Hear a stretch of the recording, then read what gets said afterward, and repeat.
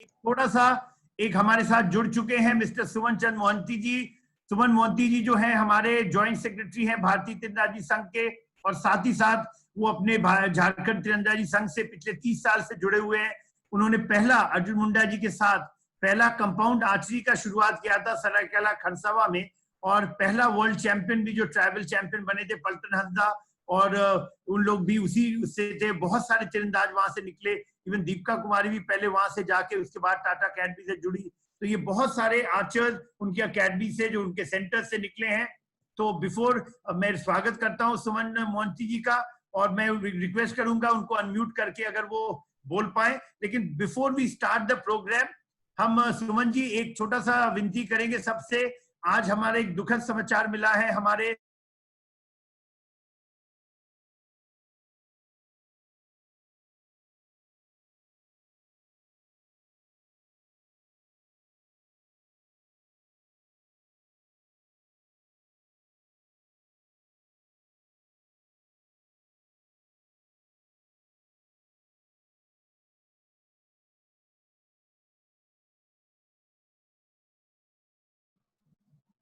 सद्देव जी मोहंती जी को जो kindly unmute कर दे।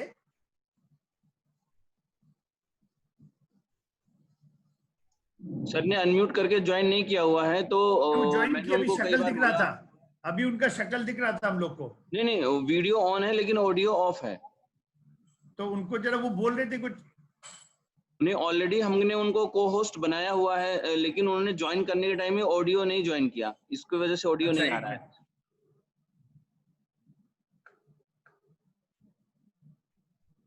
आप ऑडियो को ऑन कीजिए, अनम्यूट करना होगा, नीचे में देखिए एक आपको वो उसका माइक का बटन आता है, उसको देखिए लाल को होगा, कटा होगा, उसको ऑन कीजिए, उस पर क्लिक करेंगे तो ऑन होगा। लेफ्ट हैंड साइड में जो म्यूट है ना, म्यूट लिखा है, उसको जब आप उसको देखिएगा वो रेड रेड क्रॉस रहता है अगर अनम्यूटेड रहता है, तो काइंडली उसको ऑन करें प्लीज।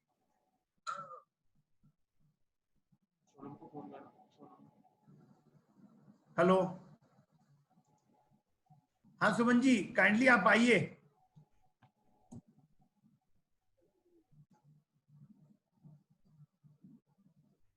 तो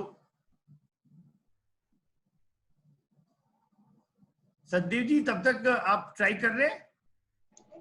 जी हाँ, यहाँ से तो नहीं हो पा रहा है सर, वो उनके वहीं से ही होगा, क्योंकि हमने तो यहाँ से को होस्ट बना दिया है, वीडियो दिखा रहा है लेकिन ऑडियो ऑफ है। कार्यक्रम हम लोग शुरू करते हैं, और वो जैसे ही ऑन करेंगे उनको ज्वाइन करेंगे, आप हमें बता देंगे, उस बीच में रोक के वेलकम कर देंगे। बिल्कुल बिल्कुल सर। वेलकम टू दी ई खेल पाठशाला। आज हमारा 8 मॉड्यूल है जो हमने करने जा रहे हैं।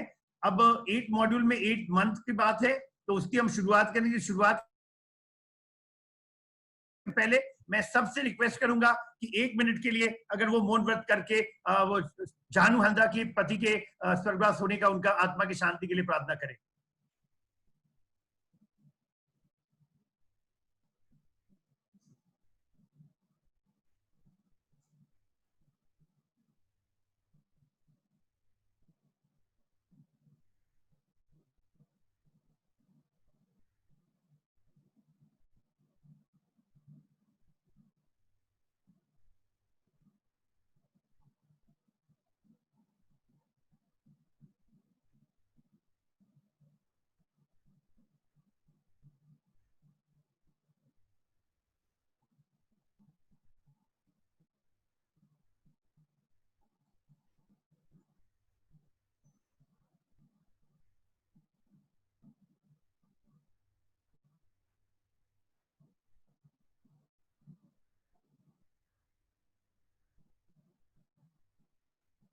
धन्यवाद आप सबको। हम लोग उम्मीद करते हैं कि जानू हंदा को पूरा, उनको भगवान उनको स्ट्रेंथ दे, उनके परिवार को स्ट्रेंथ दे कि ऐसे अनटाइमली लॉस को काइंडली सहन कर पाए। तो आज हम शुरू करते हैं, तो शेयर स्क्रीन करेंगे। सतदेव जी चेक कर लीजिए, शेयर स्क्रीन कर रहे हैं? जी जी कीजिए।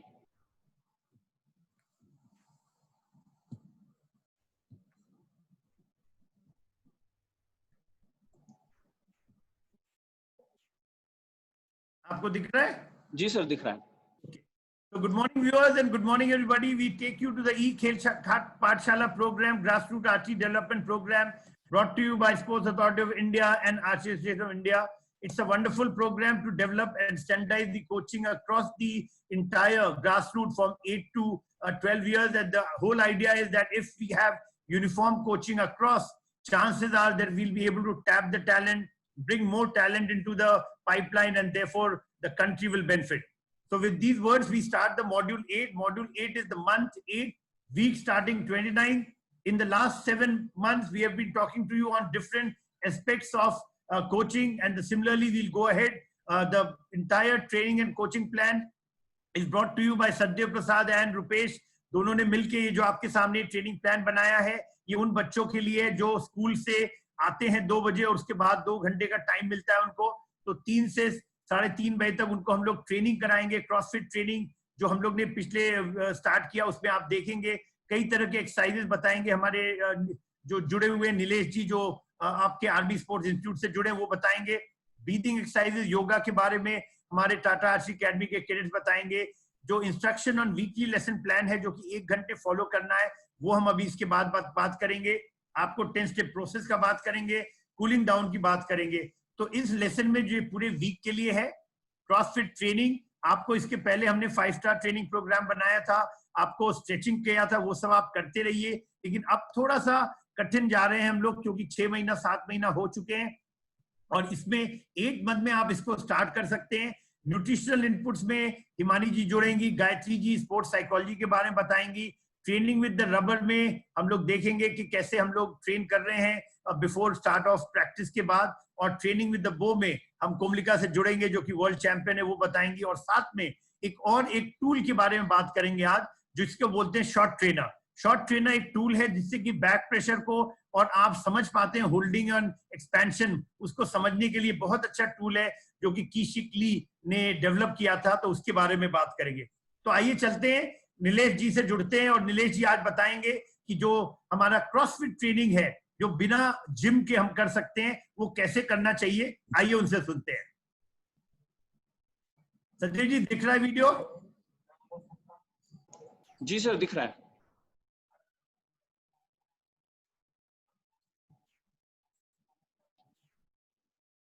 आवाज नहीं आ रही है सर।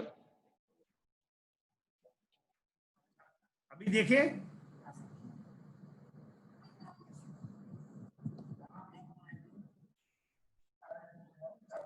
जी सर, मूवमेंट तो हो रहा है लेकिन आवाज नहीं आ रही है। फिर से करें, एक बार फिर से करते हैं, फिर से ऑन करते, फिर से चेक कर लेते हैं। अभी आ रही है? नहीं सर, स्क्रीन शेयर नहीं है अभी भी।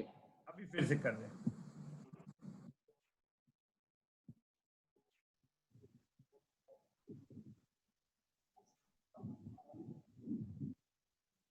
देखिए, जय हिंद, मैं Nilesh Gupta, army sports institute Pune.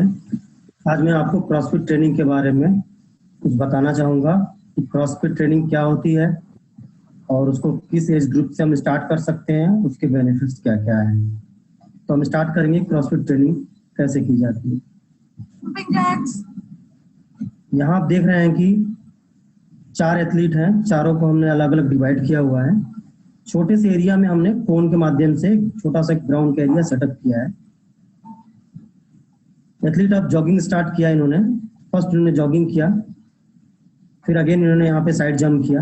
आप इसमें देखेंगे कोई भी एक्सरसाइज को हम लगातार लास्ट तक नहीं करेंगे, छोटे छोटे ग्रुप में इसको हमने डिवाइड किया हुआ है, जिससे कि आर्चर के अंदर एक बोर्डम ना आए। क्योंकि ग्रास रूट का प्लेयर जब इसको स्टार्ट करता है, छोटा बच्चा जब कोई चीज करता है तो उसके अंदर बोर्डम जल्दी हो जाता है, वो बहुत जल्दी बोर होने लगता है। इसलिए हमने आर्चरी में थोड़ा इस क्रॉसफिट ट्रेनिंग में हमने थोड़ा वेरिएशन रखा हुआ है। इसमें सिंगल लेग इन्होंने यहाँ पे कंप्लीट किया। सपोज लेफ्ट लेग से वहां तक आया तो उन्होंने लेग चेंज किया और राइट लेग से कंप्लीट किया। Double leg. अभी यहाँ पे दूसरा एक्सरसाइज स्टार्ट हो गया है, बोथ लेग जंप। इस ट्रेनिंग को कराते समय हमें ध्यान देना चाहिए एज ए इंस्ट्रक्टर या एज ए कोच कि बच्चों को बहुत ज्यादा करेक्शंस ना करें, उन्हें मस्ती में करने दें और उनके साथ खुद भी बहुत प्लेफुल रहना चाहिए कि उनको इस एक्सरसाइज को करने में मजा आए। क्योंकि ये विदाउट इंटरवल गैप कोई इसमें रिकवरी का टाइम आपको तो नहीं मिल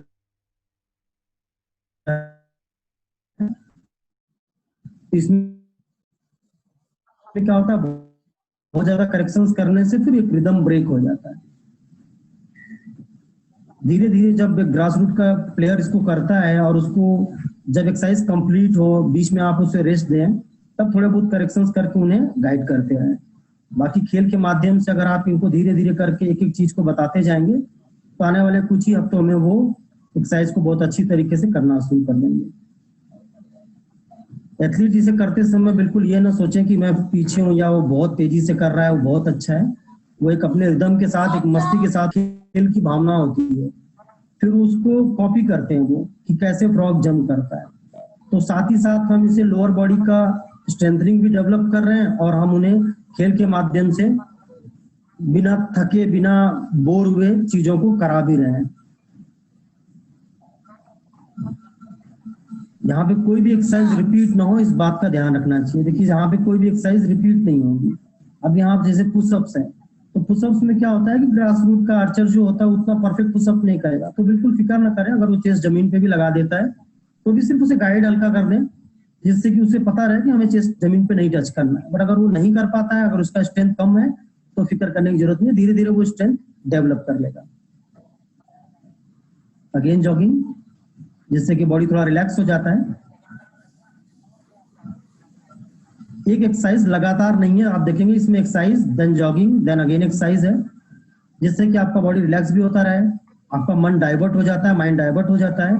जैसे कि बोर्डम की का जो होता है बहुत सारे खिलाड़ियों में कि सर एक ही ट्रेनिंग करा रहे हैं या एक ही ट्रेनिंग करके ऐसा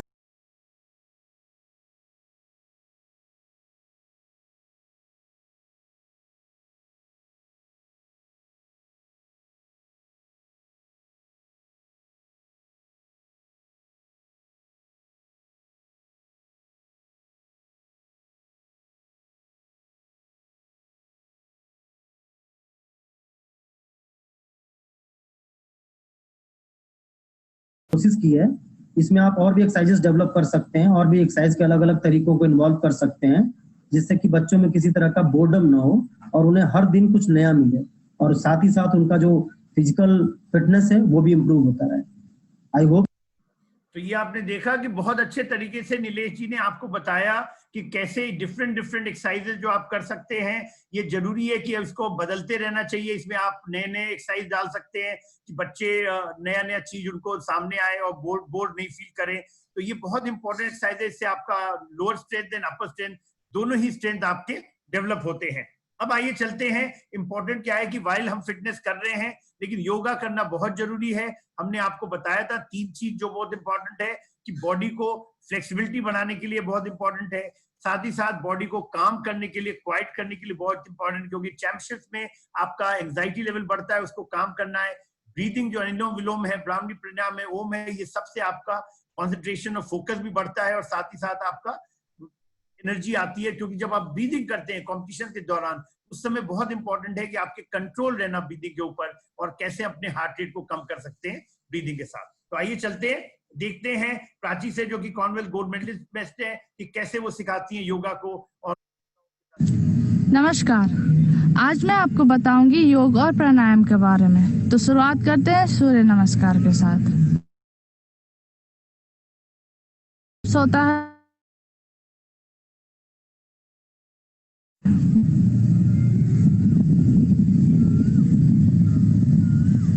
हमें ध्यान देना है कि हम प्रॉपरली स्ट्रेच करें अपने बॉडी को, ताकि हमारा फ्लेक्सिबिलिटी लेवल बढ़े। सभी से रिक्वेस्ट करेंगे कि आप भी करते रहें इनके साथ। हमें ब्रीदिंग का भी ख्याल रखना है।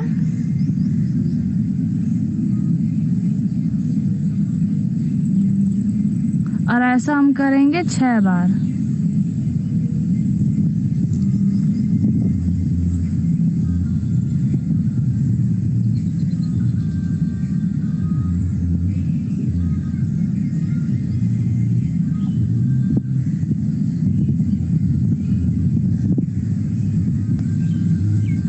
अब हम करेंगे प्राणायाम। तो हम शुरुआत करते हैं ओम के साथ।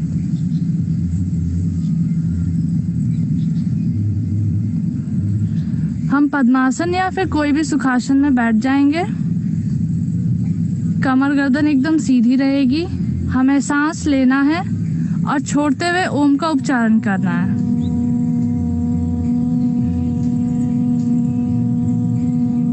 ऐसा हम करेंगे 6 बार।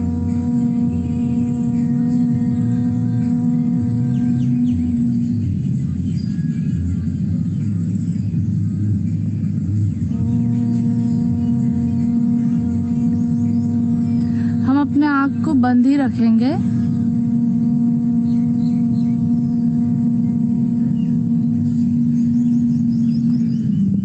रिलैक्स। और हमारा सेकंड एक्सरसाइज है ब्राह्म ब्रेक, जिसमें हम अंगूठे से अपने कान को बंद करेंगे। फर्स्ट फिंगर हमारे आईब्रो के ऊपर रहेगा, 2 फिंगर आंखों पर, हमें प्रेस नहीं करना है, और कानी अंगुली हमारे गाल पे। हमें लंबी गहरी सांस लेना है और ओम का उच्चारण करना है, लेकिन मुंह को बंद रखे हुए। और ध्यान देंगे कि हमारा दांत सटे हुए ना हो। ऐसा हम करेंगे 6 बार।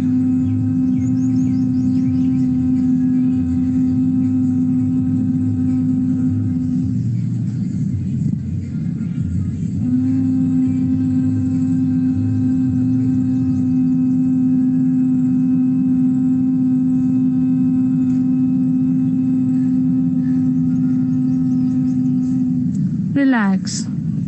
हम दोनों हाथों को रब करेंगे और अपने आंखों पर लगाएंगे। और इसी तरह हमें धीमे से हल्के से आंख को खोलना है। तो आपने देखा कि कैसे हमारे सबको योगा बहुत इंपॉर्टेंट है, योगा करते रहिए। लेकिन थोड़ा सा हम ब्रेक लेंगे। हमारे साथ जुड़ चुके हैं मोहंती जी, और मैं रिक्वेस्ट करूंगा मोहंती जी हमारे झारखंड के अपने ज्वाइंट सेक्रेटरी भारतीय तीरंदाजी संघ के, और हमारे उन्होंने बहुत 30 साल से लगातार वो जुड़े हुए हैं झारखंड तीरंदाजी संघ से। उन्होंने अपना अर्जुन मुंडा जी के साथ अपना सरायकेला खरसावा का अकेडमी शुरू किया था, और वहां से बहुत अच्छे अच्छे प्लेयर निकले। पहला जो वर्ल्ड चैंपियन आपके बने थे वो थे आपके पलटन हंसदा। उसके बाद बहुत आचर निकले। तो मैं रिक्वेस्ट करूंगा सुमन जी की काइंडली आप पूरे हम लोग को संबोधित करें।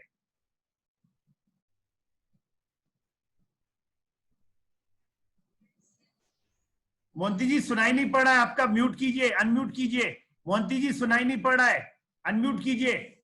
हाँ सर प्रणाम। हाँ प्रणाम जी, बोलें बोलें। नमस्कार। नमस्कार सर, मैं सबसे पहले खेद प्रकट करना चाहूंगा कि थोड़ा ऑडियो प्रॉब्लम के चलते मुझे थोड़ा जुड़ने में थोड़ा लेट हुआ, लेकिन कार्यक्रम को हमने देख रहा था। और मैं सबसे पहले ई खेल पाठशाला ऑनलाइन कोचिंग प्रोग्राम और आर्चरी में जुड़े आज के समस्त खिलाड़ी, कोचेज, जितने भी एक्सपर्ट एवं खेल प्रेमियों, आप सबों का स्वागत एवं अभिनंदन करते हैं ये, और सबको मैं जोहार करता हूँ। बड़ी खुशी की बात है कि वैश्विक बीमारी कोरोना के कुप्रभाव के कारण हम सभी घर में हैं, पर वैसे समय पर टेक्नोलॉजी का भरपूर लाभ उठाते हुए ऑनलाइन कोचिंग कार्यक्रम का सफल आयोजन हेतु मैं सबसे पहले परम आदरणीय, अति सम्मानीय द्रोणाचार्य वाड़ी एवं अर्जुनावड़ी मान्य श्री संजीव सिंह सर का, मैं भारतीय तीरंदाजी संघ के general secretary Shri Pramod Chandrakar sir का, एवं साई सोनीपत के डायरेक्टर जो निर्देशक हैं माननीय श्रीमती ललिता शर्मा जी का हार्दिक अभिनंदन, स्वागत और उनके प्रति साधुवाद हम अपना व्यक्त करते हैं, ज्ञापन करते हैं, क्योंकि उनके अथक प्रयास के चलते इस तरह का कार्यक्रम का सफल मूल्यांकन हो रहा है, मूल्यांकन हो रहा है, सफल आयोजन हो रहा है। मैं उससे भी बड़ी बात कि भारतीय तीरंदाजी संघ और sports authority of India limited के सौजन्य से जो इस तरह का कार्यक्रम का क्रियान्वयन हो रहा है, इसलिए उन दोनों महान जो व्यक्तित्व है, केंद्रीय मंत्री मान्यवर श्री अर्जुन मुंडा सर जो कि भारतीय तीरंदाजी संघ के अध्यक्ष है, एवं मान्य श्री किरण रिजिजू सर जो कि भारतीय खेल मंत्री हैं, केंद्र के दो महान व्यक्तित्व को मैं सबसे पहले साधुवाद देना चाहता हूँ, उनके प्रति आभार प्रकट करना चाहता हूँ और उनको कृतज्ञता ज्ञापन करना चाहता हूँ, क्योंकि उनके आदेश के अनुसार, उन्हीं के आदेश के फलस्वरूप आज इस तरह का एक महती कार्यक्रम का शुभारंभ हुआ है। आज ही नहीं, उससे पहले भी हम लोग इस तरह का कार्यक्रम हो चुका है। तो इसके लिए मैं पुनः उन्हें साधुवाद देना चाहूंगा और उनके प्रति अपना आभार प्रकट करना चाहूंगा। मैं कार्यक्रम में कुछ बोलूं उससे पहले मुझे 2 बात यादें आती है। 2010 में जब कॉमनवेल्थ गेम का यहाँ पर जमशेदपुर में आयोजन हुआ था, ये एक पागलपन खेल के लिए, एक जुनून जो होता है खेल के लिए, वो क्या चीज होता है। मैंने अपने जीवन में श्री संजीव सिंह सर से ये बातें सीखी है। कुछ उनको देखकर हमने ये बातें हम आपको बयान कर सकते हैं, आपको बोल सकते हैं कि जब खेल का आयोजन होते रहता है तो टारगेट का जब शिफ्टिंग करना होता है, ऐसे तो हमारे तीरंदाज के बच्चे काफी अनुशासित होते हैं, पर संजीव सर ने खुद अपने जाके टारगेट को पकड़ लेते हैं और तब क्या होता है कि सभी बच्चे दौड़ के भागते हैं और टारगेट को अपनी जगह पर अपना प्लेसमेंट कर देते हैं। तो ये शुरुआत कर देना, और फिर बच्चे तो लगेंगे ही, बच्चे तो करेंगे ही, लेकिन उसको शुरुआत देने का जो कि बाकी सबको है और बहुत ही प्रेरणा स्रोत है। और दूसरा बात है, जब कॉमनवेल्थ गेम का आयोजन हो रहा था, मुझे पता है कि 10:30-11 बजे हम लोग का चीफ गेस्ट आने वाले थे। किसी कारणवश सर का चारों तरफ ध्यान रहता है, चारों तरफ कार्यक्रम में व्यस्त रहता है, तो कुछ डायस का कार्यक्रम था, मिनट टू मिनट प्रोग्राम में कुछ कार्यक्रम था, तो सर ने उस दिन ब्रेकफास्ट करने के लिए भूल गया। तो उन्होंने एक सैंडविच पकड़ा और पकड़ के भागते भागते वो स्टेज की तरफ गए। तो स्टेज में जाके हमें पूछ रहे हैं कि अरे मेरा सैंडविच कहाँ गया। तो हमने बोला सर आपका पॉकेट में है। तो ये एक पागलपन है, ये एक जुनून है किसी भी क्षेत्र में काम करने के लिए। बहुत ही कुछ सीखा है, वैसे बहुत सारे उदाहरण है। मैं उसे बाद में कहना चाहूंगा, अक्सर देखा गया है कि खिलाड़ियों में से खिलाड़ी वो मंजिल तक पहुंचते हैं जिनके अंदर इस तरह का पागलपन, इस तरह का एक जो है जुनून, किसी भी हद तक गुजरने का जो जिसके अंदर जुनून रहता है, वही खिलाड़ी आगे बढ़ता है। मैं एक छोटा सा उदाहरण देना चाहूंगा, क्योंकि हमारे यहाँ सरायकेला खरसावां जिला तीरंदाजी संघ का गठन 2004 में हुआ, जो कि संजीव सर जानते हैं। हमारे माननीय परम आदरणीय श्री अर्जुन मुंडा जी एवं उनके धर्मपत्नी माननीय श्रीमती मीरा मुंडा जी का अध्यक्षता में ये संचालन होता है। और फिर 2005 में उन्होंने संजीव सर के ही मदद से हम लोग ने वहां पर एक तीरंदाजी अकादमी का गठन, तीरंदाजी अकादमी का शिलान्यास हुआ और ये अच्छा आज के दिन में चल रहा है। उसी समय हमारे यहाँ रांची से दीपिका कुमारी अपने माँ पिताजी के साथ, एक छोटी सी नन्ही सी बच्ची, 11 साढ़े 11 साल का बच्ची, वो यहाँ हमारे सराय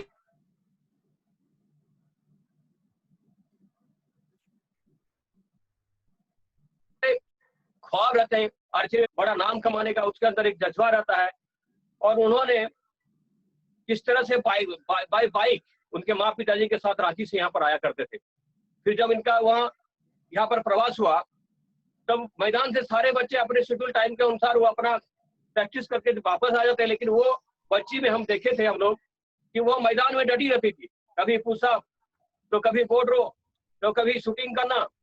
वो मैदान जल्दी आने, घर वापस जो डेरा जो है, जो मुंडा जी का वहाँ पर आवास जहाँ बच्चा लोग करते हैं, वहाँ आने के लिए वो कतई राजी नहीं होती थी, वो हमेशा मैदान में ही डटी। तो ऐसे ही खिलाड़ी, ये जो जुनून है, ये जो पागलपन है, खेल के प्रति जो समर्पण है, वो तभी से उसके अंदर झलकता था। वैसे ही खिलाड़ी हम लोग का पल्टन हंसदा जो वर्ल्ड चैंपियन हुए ऑर्गन यूएसए में 2006 में कैडेट के ग्रुप में, तो वो दिन भर शूटिंग करते रहते थे।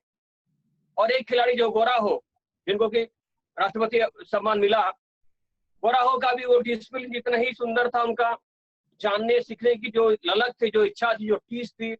और उसके बाद जो मैदान में जो सारे कार्यक्रम जो करते रहते, हम लोग कभी कभी हमारे जो कोच है mister BS Rao, BC Diwasan Rao और हिमांशु शेखर महांती, हम लोग बैठ के कभी भी सोचते रहते हैं और हम लोग देखते रहते हैं, उनके आचरण देखते रहते हैं, उनका व्यवहार देखते रहते हैं, उनका अनुशासन देखते रहते हैं, और कितने अपने आप को प्रेरित कर पा रहे हैं, चीजें हम लोग उस समय देखते रहते हैं, परिलक्षित करते रहते हैं। तो इसे हम लोग, हमारे यहाँ से कई अंतर्राष्ट्रीय खिलाड़ी, 22-23 अंतर्राष्ट्रीय खिलाड़ी आज सभी वेल एस्टेब्लिश्ड है। कई खिलाड़ी राष्ट्रीय स्तरीय खिलाड़ी निकले हैं। हम लोग का ये ध्यान हमेशा रहता था कि हम लोग वॉच करें खिलाड़ी को, क्या कर रहे हैं, क्या नहीं कर, डेली रूटीन उसका क्या है। और उसमें से कुछ बच्चे जो आगे निकलते हैं, वो पता चल जाता है कि उनके अंदर जुनून क्या है। सुमन जी बहुत अच्छी बातें आप जुनून जिसके अंदर हो, जो जिसके अंदर पागल। हेलो सुमन जी, अब आपने बहुत बहुत हेलो अच्छी बातें बताई, आपने सबको जोड़ा, क्योंकि ये कार्यक्रम चल रहा है। मैं आपसे अनुरोध करूंगा कि आप बने रहे हम लोग के साथ, और इस तरह से जो आपने बीड़ा उठाया है, जिस तरह से आपने सरायकेला खरसावां को आगे ले गए हैं, हम उम्मीद करते हैं कि आपके मार्गदर्शन में आज आप संयुक्त सचिव हैं, भारतीय तीरंदाजी संघ के अर्जुन मुंडा जी के साथ जुड़े हुए हैं, और आपके मार्गदर्शन में हम लोग की पूरी उम्मीद है कि आप जैसे लोग जब भारतीय तीरंदाजी संघ में रहेंगे तो वो देश का नाम ऊंचा करेंगे। और लगातार कोशिश, हमने आपको देखा है कि आप किसी भी समय कभी भी बुलाया जाता है आप तुरंत आ जाते थे, और हमेशा आप आगे रहते थे तीरंदाजी के नाम पे। आज भी जब भी तीरंदाजी की बात होती है आपका नाम हमेशा आता है आगे में। मैं उम्मीद करूंगा कि आपका इसी तरह से प्यार हम लोग के साथ बना रहे, तीरंदाजी संघ हम लोग को और इसी तरह से प्रोग्राम करे। और मैं पूरा उम्मीद है कि आपके मार्गदर्शन में, मुंडा जी के मार्गदर्शन में, चंदूकर जी, सचदेवा जी के मार्गदर्शन में हमारा भारतीय तीरंदाजी संघ एक कुशल मतलब मैनेजमेंट कमेटी है, एक्जीक्यूटिव कमेटी साथ में है, और वैसे आप लोग का साथ मिलता रहेगा। हमारा स्पोर्ट्स अथॉरिटी ऑफ इंडिया इसको आगे बढ़ाता रहेगा। इन्हीं शब्दों के साथ मैं आपका आभार व्यक्त करना चाहूंगा कि आप आज हमारे साथ जुड़े। आप इसी तरह से अपना प्यार और सद्भाव बनाए रखें। धन्यवाद। बहुत धन्यवाद सर, बहुत धन्यवाद सर, आपने हम लोग को बुलाया, इसलिए हम आपके प्रति कृतज्ञता ज्ञापन करते हैं, आभार प्रकट करते हैं। धन्यवाद धन्यवाद मोदी जी। अब हम शेयर करना चाहेंगे स्क्रीन को, और फिर से स्टार्ट करेंगे अपना जैसे बताया था। जी सर। तो अब नेक्स्ट वाला जो आपने बोला योगा के बाद जो सबसे इंपॉर्टेंट पार्ट होता है कि हेल्थ के बारे में, और आज हेल्थ के बारे में बताने के लिए जुड़ी हैं अगेन हमारी हिमानी जी। हिमानी जी आपको आज फूड ग्रुप्स के बारे में बताएंगी। तो आइए चलते हैं हिमानी जी से सीखते हैं कि कैसे हमें अपना संतुलित आहार को मेंटेन करना चाहिए। हेलो आचार्य, कैसे हो आप सब? आप सबका स्वागत है स्पोर्ट्स अथॉरिटी ऑफ इंडिया द्वारा प्रस्तुत इस खेल पाठशाला में। मैं हिमानी पुरी, मैं डाइटिशियन और स्पोर्ट्स न्यूट्रिशन एडवाइजर हूँ। हम लोग पिछले कुछ क्लासेस में न्यूट्रिशन के बारे में सीख रहे हैं, डाइट के बारे में हमने सीखा है, हमने न्यूट्रिएंट्स के बारे में बात की है, न्यूट्रिएंट्स के सोर्सेज के बारे में बात की, उनको ज्यादा खाने से क्या होता है उसके बारे में सीखा था, कम खाने से क्या होता है उसके बारे में बात की थी। आज हम बात करने वाले हैं फूड ग्रुप्स के बारे में। तो हम जो भी न्यूट्रिएंट्स लेते हैं, कंज्यूम करते हैं, वो सब हमें मिलते हैं फूड में से। और ये जो फूड है इसे कितनी क्वांटिटी में खाना है, कब खाना है, कैसे खाना है, ये हमारे लिए एक बहुत इंपॉर्टेंट क्वेश्चन होता है, राइट। तो इसी को आसान बनाने के लिए हम लोग आज डिस्कस करेंगे फूड पिरामिड के बारे में। फूड पिरामिड, क्योंकि फूड पिरामिड से हमें पता चल जाएगा कि हमें कौन सी चीज कैसे खानी है और कितनी क्वांटिटी में खानी है। तो जैसे हमको पता है कि जो पिरामिड होता है वो ट्रायंगुलर होता है, मतलब नीचे से चौड़ा होता है और ऊपर जाते वो कम होता जाता है। वैसे ही फूड पिरामिड में रखी गई जो चीजें होती हैं नीचे की हमें प्रॉपर क्वांटिटी में खानी होती है, और जैसे जैसे हम ऊपर जाते जाते हैं हमें उनकी क्वांटिटी जो होती है वो कम करनी होती है। तो आइए हम फूड पिरामिड के बारे में सीखेंगे। तो फूड पिरामिड का जो बेस है वो बनता है एडिक्वेट क्वांटिटी में खाने वाली चीजों से, जो कि हमें पर्याप्त मात्रा में खानी है। जैसे कि अनाज हो गया, राइस हो गया, सीरियल्स हो गए, दालें हो गई, या फिर मिल्क से बनी हुई चीजें हो गई। ये हमें पर्याप्त क्वांटिटी में खाना है, ज्यादा नहीं खाना है। मतलब जितना आपका बॉडी का रिक्वायरमेंट है उतना ही हम इनको खाने वाले हैं। दूसरा जो आता है उसके ऊपर वो आता है उदारता पूर्वक खाने वाली चीजें, जो कि हमें लिबरली खानी है। तो उसमें क्या क्या आता है? उसमें फ्रूट्स आते हैं, सब्जियां आती हैं। जो हम ज्यादा खाएंगे तो हमें उससे विटामिन और मिनरल्स जो है वो अच्छे क्वांटिटी में मिलेंगे। पर एक चीज का हमें हमेशा ध्यान रखना है, वो ये है कि कोई भी फल और सब्जी आप कच्चा जब भी खाओगे तो उसे बिना धोए, बिना साफ किए नहीं खाना है। उसको अच्छे से बहते हुए पानी में, खुले पानी में धोना है, और उसके बाद ही आप उसको खाने वाले हो। इनफैक्ट कोई भी सब्जी या फ्रूट को आपने जब फ्रिज में भी रखना है तो उसे आपने धो के ही फ्रिज में रखना है, ऐसे ही बाजार से लाके सीधा फ्रिज में नहीं रख देना है। उसकी वजह से क्या होता है, जो भी गंदगी उसके ऊपर लगी होती है वो हमारी जो पकी हुई सब्जियां हैं, फ्रिज के अंदर पकी हुई चीजें हैं, उनके ऊपर बैठ जाती है और हम वो चीजें ऐसे ही तक खा लेते हैं। तो इसलिए वॉश करने का जो चीज है वो हमें हमेशा ध्यान में रखनी है। फूड पिरामिड का जो तीसरा पार्ट आता है नीचे से तीसरा, वो है मॉडरेटली खाने वाली चीजें जो हमें मध्यम क्वांटिटी में खानी है। तो जैसे कि अंडा हो गया, नॉनवेज हो गया, मीट हो गया, चिकन हो गया, या फिर घी हो गया, तेल हो गया, या कुछ ऐसे सीड्स जिसमें से हमें तेल मिलता है। जैसे कि हमने लास्ट टाइम बात की थी तिल के बारे में, तिल से हमें कैल्शियम मिलता है। तो इसका मतलब ये नहीं है कि आप कितना भी तिल खाते रहोगे। हमें सनफ्लावर सीड्स में से भी कैल्शियम मिलता है, पर इसका मतलब ये नहीं है कि हम उसको दिन भर 1 कटोरी 2 कटोरी खाते रहेंगे। तो हमें इन चीजों का जो क्वांटिटी है वो लिमिट करना है, इनको हमें स्पेरिंगली खाना है। और जो सबसे ऊपर आता है फूड पिरामिड के, वो आता है कम खाने वाली चीजें जो हमें मिनिमम क्वांटिटी में खानी है, जो हम 15 दिन में कभी तो भी एक बार खा सकते हैं, जो कि हम जंक फूड में कैटेगराइज करते हैं। जंक फूड के बारे में हम आगे की क्लास में डिटेल में सीखेंगे, पर अभी के लिए हमें सिर्फ इतना ध्यान में रखना है कि इन चीजों को हम 15 दिन में 10 दिन में सिर्फ एक ही बार खाने वाले हैं। तो ये हुई थी फूड पिरामिड के बारे में बात। पर ये जो हमारा इंडियन फूड पिरामिड है, इसमें 2 चीजें और हैं जिसके बारे में हमें ध्यान रखना है, और वो है अल्कोहल और सिगरेट। हमको इनको कभी भी ट्राई नहीं करना है। इनको ट्राई करने से, इनका सेवन करने से हमारा जो फिजिकल एक्टिविटी है वो तो अफेक्ट होता ही होता है, साथ में हमारी बॉडी पर भी इसका नेगेटिव असर पड़ता है। इससे हमें कुछ फायदा नहीं होने वाला है, तो इसलिए हमको इनको ट्राई नहीं करना है। अगर कोई आपको बोले कि चलो थोड़ा टेस्ट करके ही देख लो, तो आपको इनको टेस्ट भी नहीं करना है। या फिर आप सिगरेट पीने से या फिर आप अल्कोहल पीने से एक बड़े बच्चे बन जाओगे, बहुत मैच्योर हो जाओगे, ऐसा भी नहीं है। तो हमें इनसे दूर रहना है। और सबसे इम्पोर्टेंट और आखिरी चीज जो हमें ध्यान में रखनी है वो है फिजिकली एक्टिव रहना।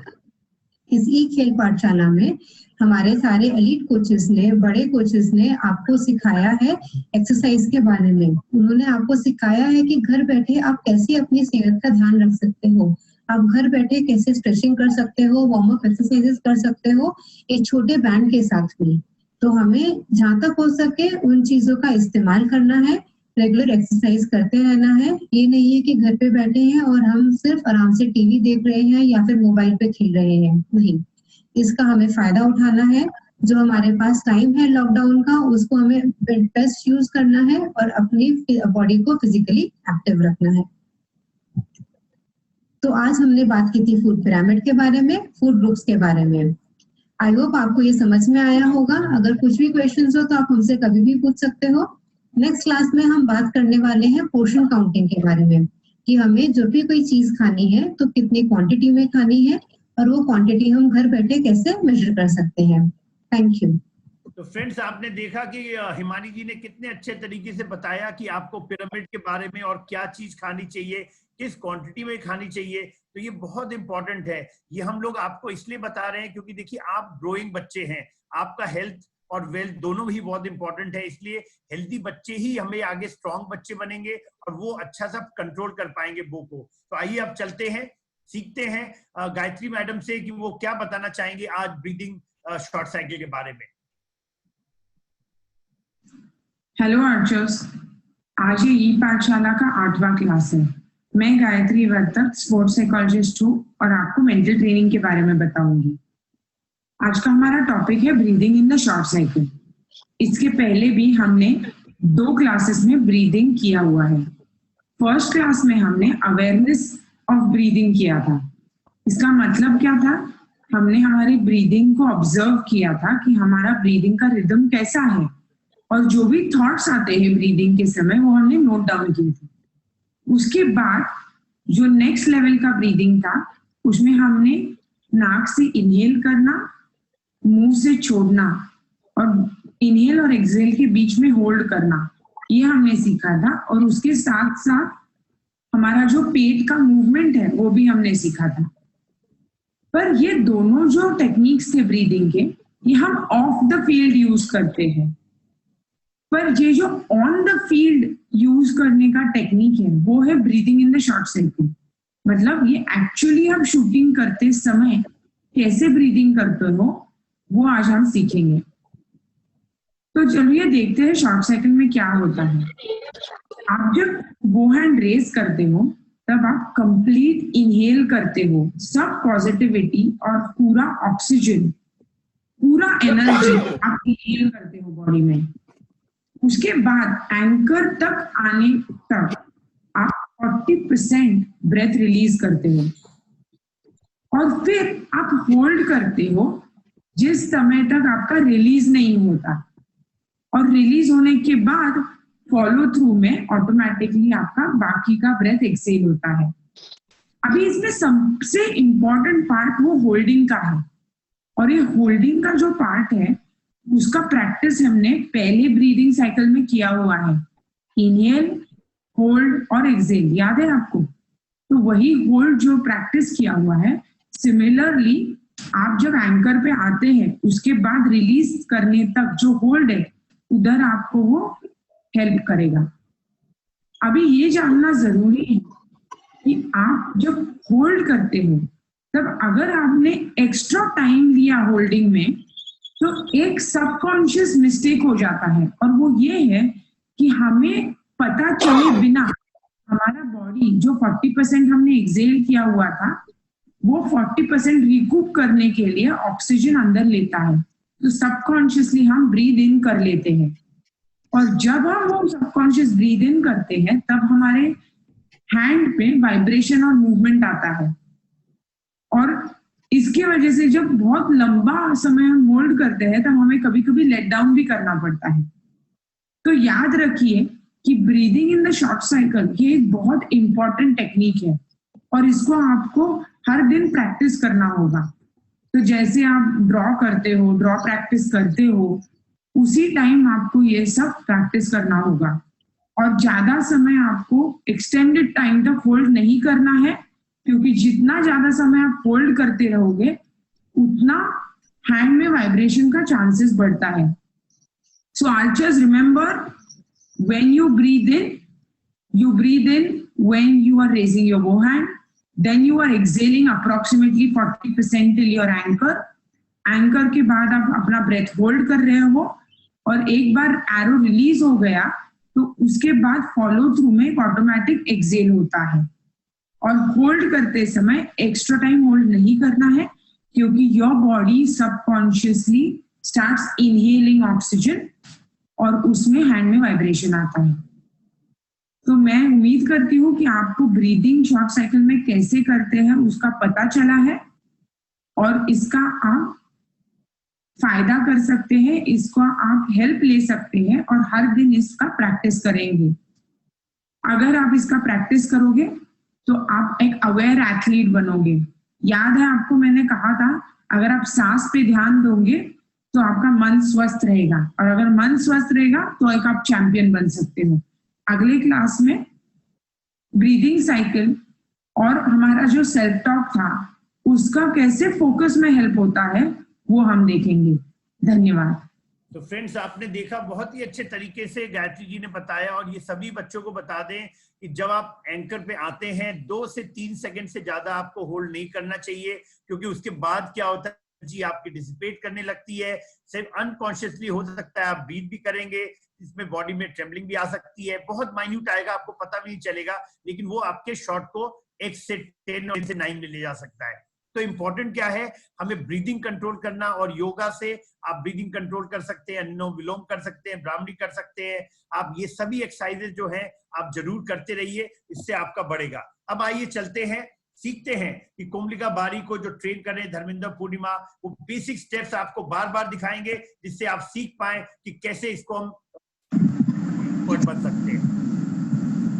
आइए आज हम बताते हैं आर्चरी के बेसिक स्टेप्स, जो 10 स्टेप्स होते हैं। शुरू करते हैं स्टांस से। हमारा जो पैर का चौड़ाई और शोल्डर का चौड़ाई एकदम बराबर होता है, और हमें यहाँ अपना बॉडी वेट एकदम नीचे की तरफ रखना है, इसलिए हमें अपना कोर को टाइट करना है, और हमारा जो थाई मसल है वो बाहर की तरफ रोटेट करेंगे तो ऑटोमेटिकली हमारा कोर टाइट हो जाता है, और इसकी वजह से हमारा बॉडी वेट एकदम नीचे की ओर रहता है और एकदम स्टेबल रहता है, और अपर बॉडी हमारा एकदम रिलैक्स रहता है। नेक्स्ट है हमारा ग्रिप। ग्रिप में हमारा प्रेशर, जो हमारा पिवट पॉइंट है, वो इस जगह पे होना चाहिए, और हमारा जो लाइफ लाइन है वो हमारा जो हैंडल में ग्रिप है वो एकदम लास्ट में वी करके जाएंगे और लास्ट में हमारा जो एज है उस जगह हमारा लाइफ लाइन होगा।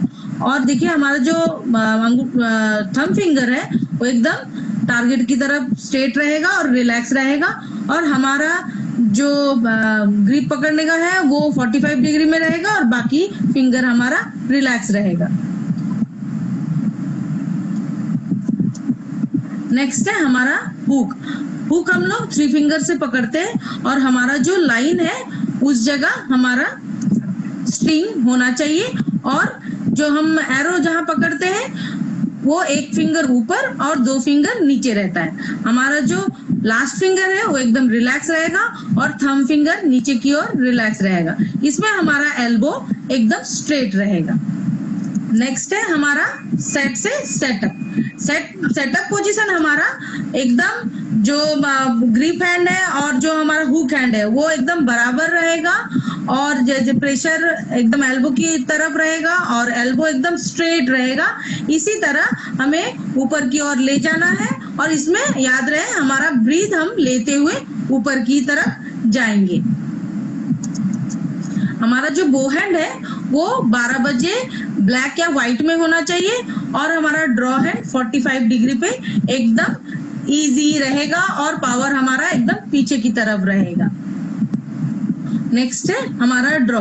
याद रहे हम जब ड्रॉ करेंगे तो हमें ब्रीथ लेते हुए ड्रॉ करना है। ड्रॉ जब करेंगे तब हमारा अपर ट्रेपेजियस मसल और लेंटू से ड्रॉ होगा। नेक्स्ट है हमारा एंकर। एंकर हमारा एकदम टाइट बैठेगा और फिंगर रिलैक्स रहेगा, एल्बो 45 डिग्री में पीछे मेंटेन रहेगा, ब्रीथ हमारा यहाँ होल्ड रहेगा। नेक्स्ट है हमारा एम। एम याद रहे जैसे हम लोग ऊपर से नीचे की ओर आए तो हमारा येलो में एकदम बो हैंड स्टॉप हो जाना चाहिए। बो हैंड एकदम और नीचे नहीं जाना चाहिए, क्योंकि नीचे से ऊपर जाना आर्चरी के लिए अच्छा नहीं, और नीचे से ऊपर जाना भी नहीं चाहिए। हमारा एम एकदम येलो में स्टॉप हो जाना चाहिए। नेक्स्ट है हमारा होल्ड एंड एक्सपेंड। इसमें हमारा जो प्रेशर पॉइंट है वो अपर ट्रेपेजियस से लोअर ट्रेपेजियस में जाता है, जो पूरा बैक में चला जाता है, जिसमें 95% हमारा पूरा बैक में प्रेशर चला जाता है, और हमारा एल्बो का पावर मेंटेन रहता है। नेक्स्ट है हमारा रिलीज। इसी में हमको एकदम पावर मेंटेन करते हुए ले जाना है, और याद रहे इसमें हमको ब्रीथ को आउट करते हुए रिलीज करना है। नेक्स्ट है हमारा फॉलो थ्रू। फॉलो थ्रू में हमारा याद रहे कि पावर एकदम मेंटेन रहे, दोनों तरफ 50-50 पावर मेंटेन रहे, और हमें 3 सेकेंड तक इसे होल्ड करना है। ऐसा करने से हमारा जो नेक्स्ट एरो है वो भी सेम प्रोसेस में होता है और इजी होता है, और हमको एक माइंड को फीडबैक भी देना पड़ता है कि हम जो जैसे प्रोसेस में किए हैं वो सेम प्रोसेस हम नेक्स्ट एरो में भी फॉलो करें। फॉलो थ्रू करना बहुत जरूरी है और इम्पोर्टेंट एक चीज है जो हमें फॉलो थ्रू भूलना नहीं चाहिए, फॉलो थ्रू जरूर करना है। तो आपने देखा कि कोमलिका का जो हम लोग ने दिखा रहे थे, इनको इस लेवल पे आने में, वर्ल्ड चैंपियन बनने में 3 से 4 साल लग गए, तो तब वो टाटा अकेडमी में लगातार मेहनत करती रही, धर्मेंद्र और पूर्णिमा। आप इनका टेक्निक देखिए, बहुत ही अच्छा टेक्निक है, पावरफुल शॉट करती है, और अगर आप ऐसा कर पाएंगे तो जरूर आप ओलंपिक में पदक जीत पाएंगे। अब आइए लेके चलते हैं आपको एक टेक्निकल एक एड होता है जिसको हम लोग बोलते हैं शॉट ट्रेनर। शॉट ट्रेनर क्यों है? शॉट ट्रेनर बेसिकली वो आर्म की में लगाया जाता है, वो एल्बो पे, और उससे क्या होता है जब एंकर पे आते हैं तो आपको एरो नहीं शूट कर, जैसे अभी आप लॉकडाउन में है, आप घर पे शॉट ट्रेनर यूज करके आप प्रैक्टिस कर सकते हैं बैक मसल्स को कैसे यूज करना चाहिए। और जब आप एंकर पे आते हैं तो आप देखेंगे बिल्कुल भी मूवमेंट नहीं होता है। तो अगर मूवमेंट हो रहा है दैट मींस कि आपका कंट्रोल नहीं है, 50-50% पावर का कंट्रोल नहीं है। वो कंट्रोल को ट्रेन करने के लिए हम लोग शॉट ट्रेनर यूज करते हैं। आप देखेंगे इन्होंने एल्बो पे पहना हुआ है, और ये जब शूट करेंगे तो थोड़ा सा भी इनका वाइब्रेशन बॉडी में एंकर पे रिलीज पे नहीं होगा। आइए देखते हैं, कुलदीप जी बताएंगे जो हमारे श्राइन बोर्ड से जुड़े stance. We should use open stance. Okay. Now hook, set up. Elbow में जो पहने उसको शॉट में loading, anchor, transfer and आपने ये जो pull देखा, आपने देखा बिना एरो के down. रिलीज किया, तो ये बहुत अच्छा होता है प्रैक्टिस करने के लिए।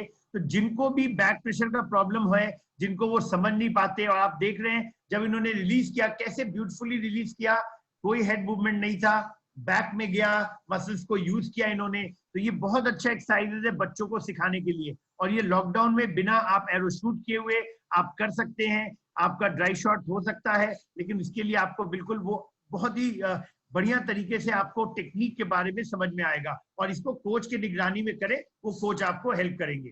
अब आइए चलते हैं हम लोग नेक्स्ट स्टेप की तरफ। अब नेक्स्ट एक वीक में जो कार्यक्रम था वो खत्म हुआ, सेम चीज आप रिपीट करेंगे अगले वीक में भी, लेकिन इस बार हम जुड़ते हैं प्रकाश राम जी जो बिरसा मुंडा अकेडमी से जुड़ रहे हैं। वो बताएंगे कि जो हेड मूवमेंट होता है, बहुत सारे इंडियन राउंड में हमने बच्चों को देखा है कि जब वो ड्रॉ करते हैं सर को आगे ले जाते हैं, सर को आगे नहीं ले जाना चाहिए, स्ट्रिंग को लेके आना है। तो आइए सुनते हैं उनसे कि क्या करेक्शन कर सकते हैं। सभी को मेरा नमस्कार। आइए जानते हैं कि बहुत सारे आर्चर जब बो के साथ शूटिंग स्टार्ट करते हैं तो उनका हेड मूवमेंट या कमर मूवमेंट होने लगता है। तो आइए जानते हैं कि कैसे उनको ठीक किया जाए। तो सबसे पहले हम लोग एक ट्यूब या थेराबैंड के साथ 10 स्टेप करेंगे। जब हम ट्यूब के साथ 10 स्टेप करते हैं तो हमारा विदाउट हेड मूवमेंट एंकर आके स्मूथली बैठता है और बहुत ही स्मूथली शूटिंग होता है। अब हम लोग बो के साथ में भी देखेंगे कि क्या हमारा हेड मूवमेंट हो रहा है कि नहीं हो रहा है। अब हम लोग देखेंगे बो के साथ 10 स्टेप करते हुए कि क्या हमारा हेड मूवमेंट हो रहा है कि नहीं हो रहा है।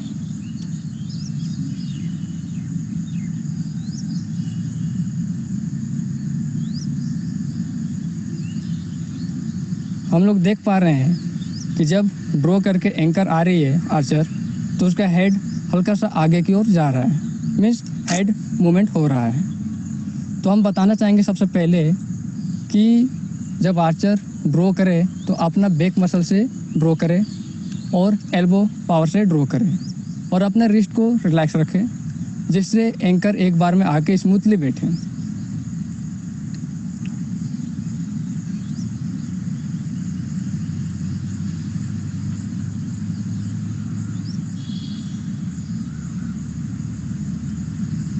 अभी भी आर्चर का हेड मूवमेंट आगे की ओर हो रहा है। तो अब हम लोग क्या करेंगे कि इंडियन ऑन का बो है तो उसका लीन को चेंज करेंगे या फिर उनके लीन को हल्का हम छील देंगे, जिससे उनका पॉन्डेज कम हो जाए और बहुत ही स्मूथली वह ड्रॉ हो पाए। अब हम लोग बो के लीन को चेंज करेंगे और शूट करेंगे और देखेंगे क्या अभी भी हमारा हेड मूवमेंट हो रहा है क्या।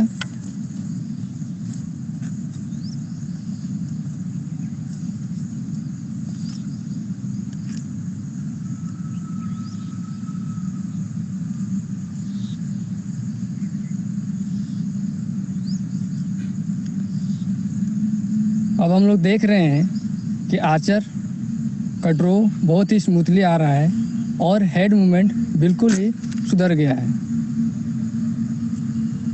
एक बार फिर से देखेंगे हम लोग।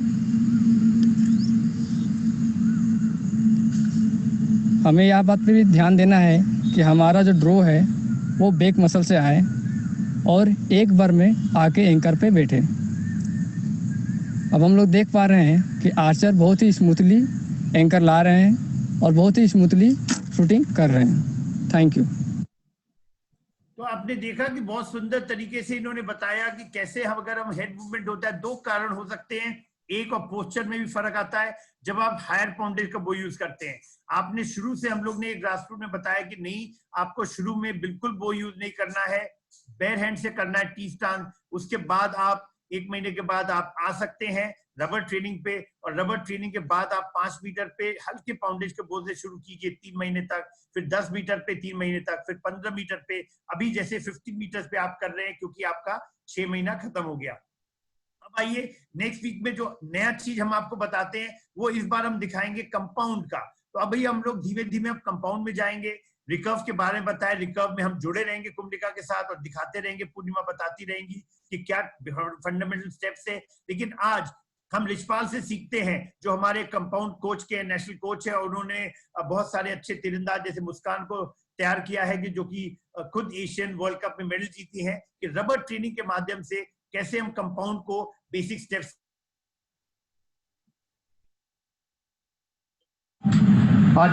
आज हम आपको कंपाउंड बो के बेसिक स्टेप्स के बारे में जानकारी देंगे। सबसे पहले स्टांस, आपके खड़े होने का तरीका। आपने क्या करना है, जैसे कि आप देख रहे हैं शूटिंग लाइन पे दोनों पैरों को अपने शोल्डर की चौड़ाई के मुताबिक खोलना है और आपका बॉडी वेट दोनों पैरों पर इक्वल रहेगा।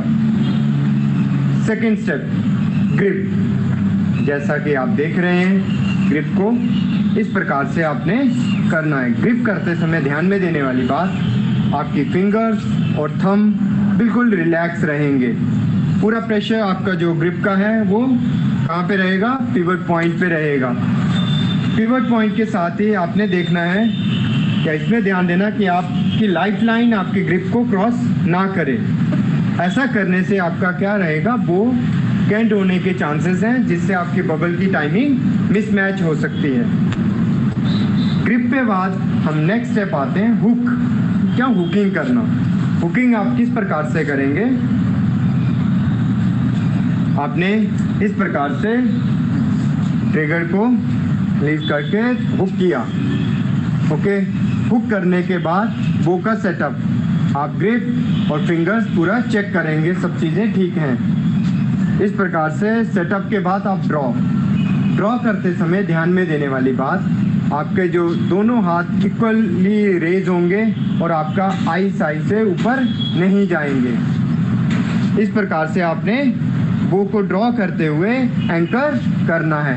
एंकर करते समय ध्यान में देने वाली बात, आपका हेड एंगल बिल्कुल सेम रहेगा और जो इंडेक्स फिंगर और मिडिल फिंगर के बीच के जो नकल बनता है वो सीधा जॉ उसमें आना चाहिए। इसी के साथ आप एंकर करते ही आपने धीरे से थंब को ट्रिगर पर ले आना है। इस प्रकार से आप थंब को आपने देखा, इस प्रकार से आपने ले आए। अब आते हैं हम एमिंग पॉइंट पे। सामने नजर रहेगी पीप साइड के बीचों बीच आप देखते हुए लेंस के सेंटर से आपने डॉट को बिल्कुल टारगेट के सेंटर में मिलाना है। एमिंग के दौरान ही आपने देखना है आपका पिवट पॉइंट, एंकर, बैक का प्रेशर रहेगा और बिल्कुल वो होल्ड है। आपकी ब्रीथ यहाँ पे बिल्कुल नॉर्मल होल्ड रखा हुआ है और आप कंटिन्यू प्रेशर के साथ रिलीज की तरफ बढ़ेंगे। रिलीज करते समय आपने ध्यान देना है कि आपका एम बिल्कुल स्टेबल है, होल्डिंग है और कंटिन्यू बैक के साथ आप रिलीज कर देंगे। जैसा कि आपने अभी देखा, रिलीज के साथ ही आपने लास्ट स्टेप आता है फॉलो थ्रू। फॉलो थ्रू के समय ध्यान में देने वाली बात, आपका बो बिल्कुल सेंटर ही बिल्कुल पंच करके निकलेगा और बिल्कुल बो हम स्ट्रेट रहेगी और आपने जो भी उस पूरे 10 स्टेप्स को बिल्कुल रिवाइंड करना है और जो भी सही किया है तो उस शॉट को फिर से दोहराना है और अगर कोई गलती हुई है तो आपने उसे नेक्स्ट में चेंज करके अच्छे से शॉट करना है। तो आपने देखा कि बहुत अच्छे तरीके से रिचपाल जी ने बताया, मुस्कान जो कि मेडलिस्ट है, वर्ल्ड कप की मेडलिस्ट है, एशियन गेम्स में जीता इन्होंने, तो इन लोग ने बहुत अच्छे तरीके से आपको 10 स्टेप्स बताए। ये भी कंपाउंड आर्चर्स को करते रहना है, ये घर में कर सकते हैं। तो वही चीज आपको जो अपना बैंड से कर सकते हैं, अपना आपके पास अपना रिलीजर है तो वो चीज कर सकते हैं। अब आइए चलते हैं जो नेक्स्ट लास्ट वीक में इस मंथ के हम लोग जुड़ेंगे और देखेंगे कि एरो कटिंग, जो एरो एक चीज है, एक इक्विपमेंट के बारे में जानना जरूरी है, तो एरो कैसे कट किया जाता है। आज हम कुलदीप वेदवान जी जुड़े हैं शाइन बोर्ड कटरा से, जम्मू से, तो उनसे सीखते हैं।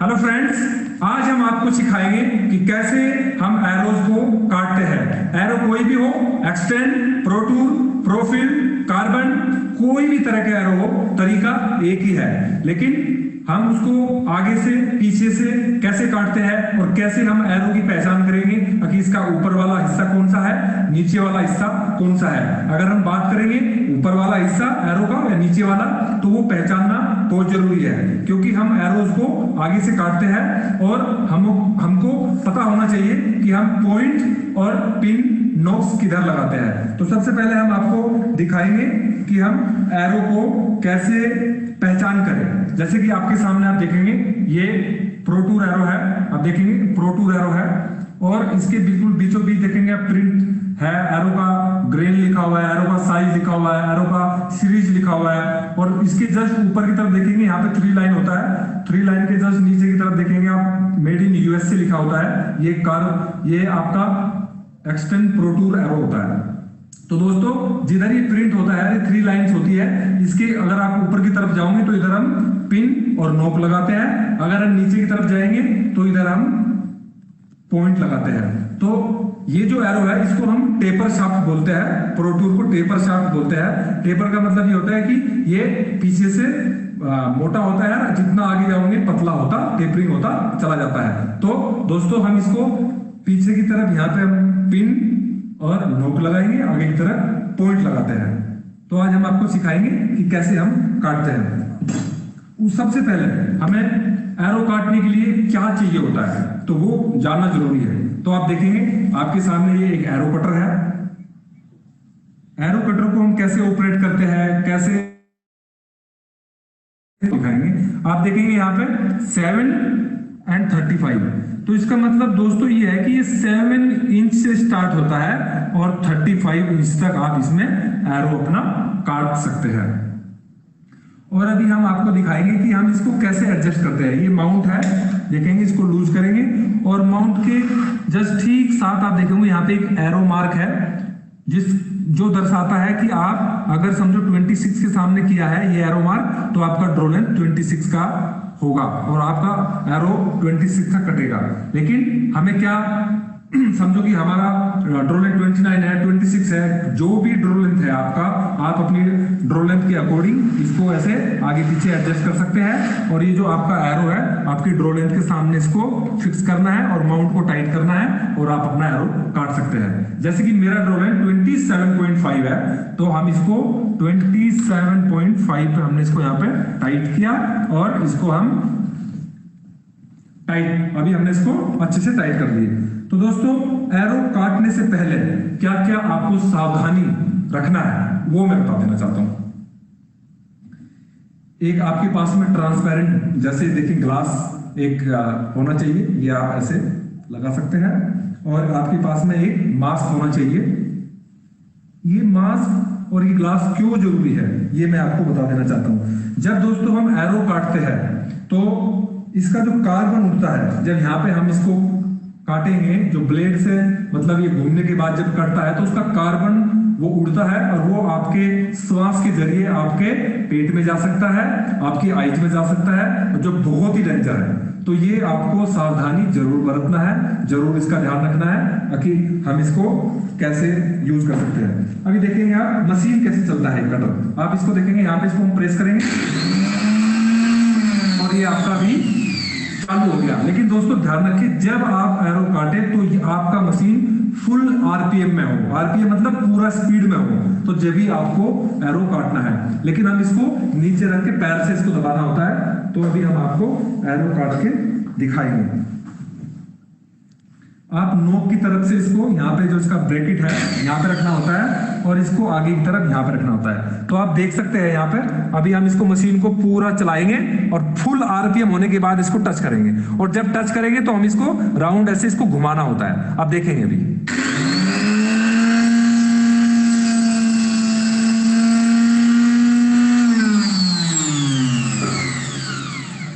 तो आपने देखा आज हमने एरो को कैसे कट किया दोस्तों।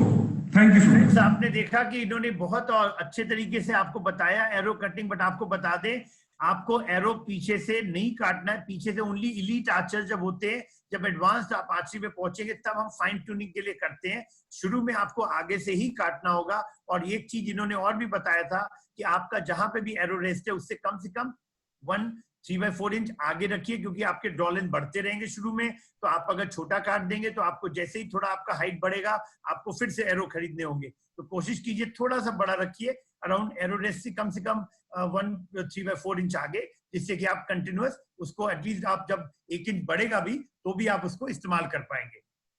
तो अब हम चलते हैं।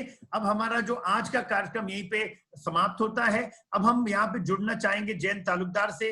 जयंत तालुकदार एक बहुत ही होनहार खिलाड़ी है, इंडियन टीम में है, बहुत सारे मेडल जीते हैं। तो अगर वो जुड़ चुके होंगे तो मैं रिक्वेस्ट करूंगा सचदेव जी को, जी हाँ, वो जुड़ चुके हैं, अनम्यूट करें। तो जयंत तालुकदार जुड़ गए हैं। करूंगा कि आने के लिए, ज्वाइन करने के लिए स्पॉटलाइट लाओ जयंत तालुकदार। तो आपको बता दें कि जयंत तालुकदार को जब हम लोग ने टाटा आरसी एकेडमी की शुरुआत की थी तो असम गए थे वहां पे स्काउटिंग करने के लिए, टैलेंट के लिए, और असम में उनके बड़े भाई जो थे उनको सेलेक्ट किया था पहले। तो जब वो आए थे वहां पे तो जल्दी हम लोग क्या करते थे, 50 आर्चर्स को लेके आते थे और उसमें से हम around 12 to 16 archers he select करते थे। तो जब पहली बार उनके ब्रदर आए थे तो उनका सिलेक्शन नहीं हो पाया था, लेकिन जब नेक्स्ट ईयर जब वापस हम असम गए तो जयंत आए और जयंत हमारे एकेडमी में जुड़े और उसके बाद उन्होंने बहुत अच्छा परफॉर्म किया, बहुत अच्छा लगातार। अभी इतने सालों से 20 साल हो गए हैं, अभी भी वो लगातार अच्छे खेल रहे हैं। उम्मीद करते हैं कि आने वाले ओलंपिक में जयंत तालुकदार मेडल जीतेंगे, इंडियन टीम में आएंगे और अपने तरुणदीप और रतानु दास के साथ उम्मीद करते हैं कि इस बार ओलंपिक में पदक दिलाएंगे। तो जैन जी आप बताइए कि जो आपने आर्चरी का शुरुआत किया, अभी तक आपने जहां तक हासिल किया, आप 3 चीज के बारे में बताएं। फिजिकली आप कैसे अपने को एक्टिव रखते हैं, कैसे आप क्या क्या एक्सरसाइजेस करते हैं, कितना करते हैं, तो फिजिकल क्यों इंपॉर्टेंट है आर्चरी के लिए, साथ ही साथ मेंटल ट्रेनिंग क्यों इंपॉर्टेंट है, और साथ ही साथ जब हम फंडामेंटल टेक्निक की बात करते हैं तो वो टेक्निक में किन किन चीजों पे ध्यान देनी चाहिए। जयंत तालुकदार जी।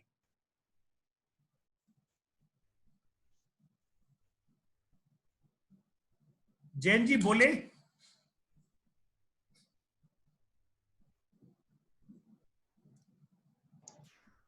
जयंत अगर आप जुड़ गए हैं, सुनाई पड़ रहा है तो आप काइंडली आप बताएं हम लोग को अपने कैसे आपने शुरुआत किया और कैसे आपने ये फिजिकल, मेंटल और टेक्निकल एस्पेक्ट के बारे में बताएं।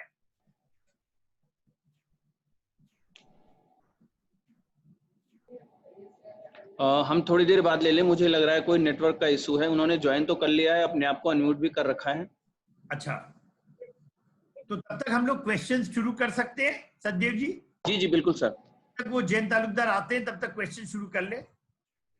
मैं सभी को बता दूं, आज के हमारे पैनल में है रंजीत चामले जी, सुरेंद्र सिंह पटियाला यूनिवर्सिटी और प्रकाश राम जी झारखंड से। तो सबसे पहला मेरा क्वेश्चन है रंजीत चामले जी, अगर मेरी आवाज सुन रहे हो तो अपने आप को अनम्यूट कर लें।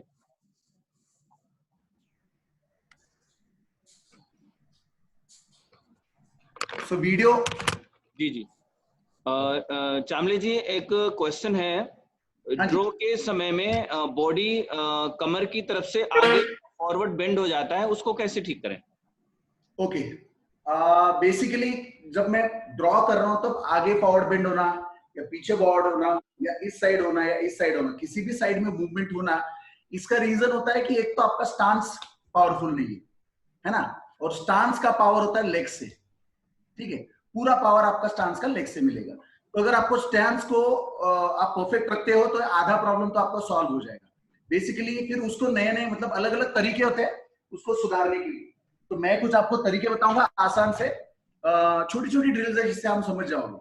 हमने अब क्या करना है कि मिरर के सामने जाके देखना है कि क्या मैं कंटिन्यूसली ड्रॉ करते हुए मेरी जगह पे टिक पा रहा हूं कि नहीं।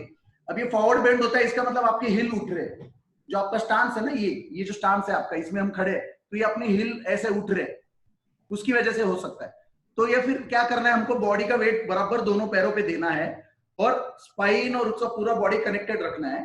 और जब हम ड्रॉ कर रहे हैं, ये कब होता है, ड्रॉ कर रहे हैं तब, क्योंकि सारा ध्यान हमारा ड्रॉ में है। तो उस मोमेंट में क्या करना है कि कोर को आपको स्ट्रॉन्ग बनाए रखना है, कोर को हम स्ट्रॉन्ग बनाए रखे। और छोटा सा एक ट्रिक है, ये जो टो है हमारा, टो को हमने क्या करना है, ऐसे आगे की तरफ थोड़ा प्रेस करके रखना है, हम ऑटोमेटिकली आगे आ जाएंगे।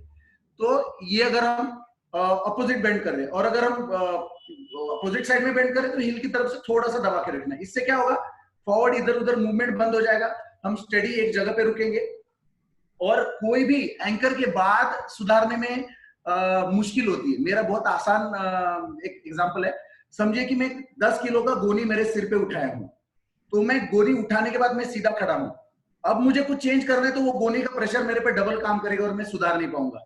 लेकिन मैं वो प्रेशर उठाने से पहले अगर सीधा खड़ा हो जाता हूं और फिर उठा लेता हूं तो बेटर है। उसी तरह से जब मैं ड्रॉ का प्रेशर में हूं तब मैं सुधारने की कोशिश करूं, मुझे मुश्किल जाएगा। तो मैंने क्या करना है, प्री ड्रॉ में, मतलब पहले ड्रॉ से पहले सेटअप में ही मुझे क्या करना है, मेरा बॉडी का पोजीशन परफेक्ट कर लेना है और तभी ड्रॉ करना है। तो इससे क्या होगा, आपका प्रॉब्लम ही सॉल्व हो जाएगा। सर जी जी, एक दूसरा क्वेश्चन है, मैं 2 क्वेश्चन एक ही साथ पूछ रहा हूँ आपसे। लेन 2 क्या है, नंबर 1, और दूसरा है हुकिंग में 3rd फिंगर स्लिप कर जाता है, उसको कैसे ठीक करें? Okay okay, land 2 is a very advanced question. वैसे land 2 is one of the body movements which was introduced by किसिकली। तो ये जब मैं एंकर करके ड्रॉ कर रहा हूँ, दिस इज माय ड्रॉ, तो यहाँ पे प्रेशर यहाँ पे कनेक्ट करने के लिए, बैक को कनेक्ट करने के लिए इसे, इस पार्ट को फील करना है। तो this particular point is land 2। हमारा जो ट्रेपेजियस है, ये जो ट्रेपेजियस है उसके एग्जैक्टली नीचे यहाँ पे जब हम खींच रहे हैं, और ये क्यों जरूरी है, क्योंकि जब तक हम लैंड 2 और बैक को फील नहीं करते, हम ये जो हमारा आर्म एक्टिवेट करेंगे, हम ये फिंगर्स टाइट करेंगे, देखिए ये कड़क हो जाएगा, टाइट हो जाएगा, विच इज नॉट गुड। हमें ये रिलैक्स रखना है और बस इसको एक पूरा हुक की तरह यूज करना है और यहां से प्रेशर फील करना है, इसीलिए लैंड 2 का होना जरूरी है। अब आपका दूसरा सवाल है कि मेरी जो फिंगर्स है वो स्लिप हो जाती है। अब होल्डिंग में स्लिप होना ये बहुत आम बात है। सबसे पहले तो जैसे अभी सर ने ही बताया था, कुमलिका के शूटिंग में भी था, एंड होल्डिंग के बारे में, ब्रीदिंग के बारे में भी गायत्री मैम ने बताया था। बेसिक टैक्टिस कम से कम होल्ड करो, आधा क्वेश्चन सॉल्व हो जाता है। अब जब वो होल्ड अगर तुम ज्यादा टाइम से ज्यादा कर रहे हो, टाइमिंग नहीं संभाल रहे हो, तो ही क्या होता है, ये जो बो है, बो का प्रेशर जो है वो एंटी मुझे खींचने लगता है। तो जब मैं ये एंकर किया हूं और होल्ड अगर मैं कर रहा हूं, तो मेरी ये फिंगर स्लिप होना शुरू हो जाती है, फिंगर स्लिप होती है। तो उसको आसान तरीके देखिए, ये मेरे 3 फिंगर्स है, हो सकता है कि मेरा एल्बो का पोजीशन बहुत ज्यादा ऊपर है, उसकी वजह से मेरा देखो 3rd फिंगर ऑटोमेटिकली। तो बेसिक जब हम कर रहे हैं तो हमको क्या करना है, सुधारना है, तो 3rd फिंगर का थोड़ा प्रेशर ठीक हो जाता है, वन थिंग। सेकेंड थिंग, इसे सुधारने के लिए जब हम ये कब होता है, क्यों होता है, क्योंकि प्रेशर टूट रहा है, तो हमें क्या करना है, हमारा जो बॉडी पोजीशन है वो हमारा शोल्डर से लेके, यहां से लेके कनेक्टेड रखना है, ताकि टूटे नहीं प्रेशर टूटे नहीं। तो अगर ड्रॉ फोर्स करेक्ट बना रहेगा तो ये प्रॉब्लम आएगा नहीं। थर्ड थिंग, अगर फिर भी टूट रहा है तो बहुत आसान तरीका हम बताएंगे, प्रैक्टिस ड्रिल है, मिरर के सामने करिए, शॉर्ट डिस्टेंस में करिए, हुक करिए और मिडिल फिंगर को सीधा रखिए, 6 इंच खींचने के बाद या 3 इंच खींचने के बाद फिर थर्ड फिंगर लगाइए। इससे क्या होगा कि अपना फिंगर ऑटोमेटिक परफेक्ट बैठेगा और फिर रिलीज करने में कोई प्रॉब्लम नहीं आएगा और स्लिप भी नहीं होगा। तो ये कुछ ड्रिल्स मैंने बताई है जिससे ये दोनों चीजें सुधारी जा सकती है। थैंक यू रंजीत जी। अभी मेरा क्वेश्चन है प्रकाश राम जी से। अगर प्रकाश राम जी मेरी आवाज को सुन रहे हैं तो अनम्यूट कर लें अपने आप को। Yes sir.